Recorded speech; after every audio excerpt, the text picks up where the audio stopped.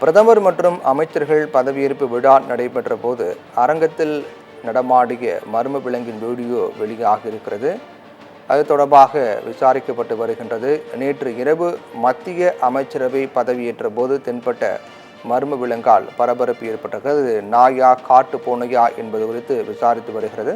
குடியரசுத் தலைவர் மாளிகையில் காவல்துறையின் உச்சகட்ட பாதுகாப்பை மீறி மர்ம விலங்கு எப்படி வந்தது என்றும் அது எங்கிருந்து வந்தது என்பது குறித்தும் விசாரிக்கப்பட்டு வருகிறது. அங்கு இருக்கக்கூடிய நிகழ்ச்சி நேரலையின் போது அந்த விலங்கு தென்பட்டதை அடுத்து தற்போது இது பேச்சு பொருளாகவும் சர்ச்சையாக மாறியிருக்கிறது.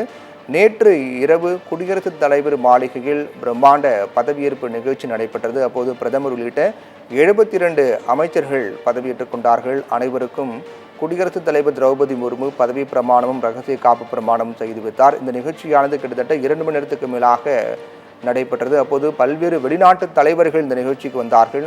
இந்தியா முழுக்கும் இருக்கக்கூடிய பல்வேறு தொழிலதிபர்கள், எதிர்க்கட்சி தலைவர், காங்கிரஸுடைய தேசிய தலைவர், அதே போன்று பல்வேறு எதிர்க்கட்சியை சேர்ந்தவர்கள், முக்கிய பிரபலங்கள் என அனைவரும் இந்த நிகழ்ச்சியில் கலந்து கொண்டார்கள்.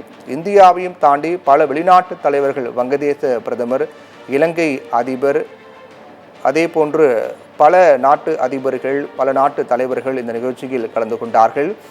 அப்பேற்பட்ட நிகழ்ச்சிகள் குறிப்பாக போலீசாரின் பல்வேறு கட்ட பாதுகாப்பு ஏற்பாடுகள் போடப்பட்டு முழுக்க போலீசாரின் பாதுகாப்பு வளையத்துக்குள் கொண்டு வரப்பட்டது.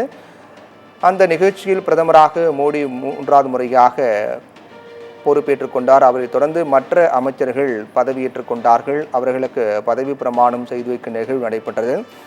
இப்படி பல நாட்டு தலைவர்கள், இந்தியாவின் முக்கிய பிரபலங்கள் கலந்து கொண்ட நிகழ்ச்சியில் பாதுகாப்பை மீறி ஒரு மர்ம விலங்கு ஒன்று உள்ளே புகுந்திருக்கின்றது. அது எப்படி உள்ளே புகுந்தது, பாதுகாப்பை மீறி எப்படி வந்தது உள்ளிட்ட பல்வேறு கேள்விகள் இந்த நிகழ்வானது ஏற்படுத்தியிருக்கிறது. தொடர்பான காட்சிகளும் வெளியாக இருக்கின்றது.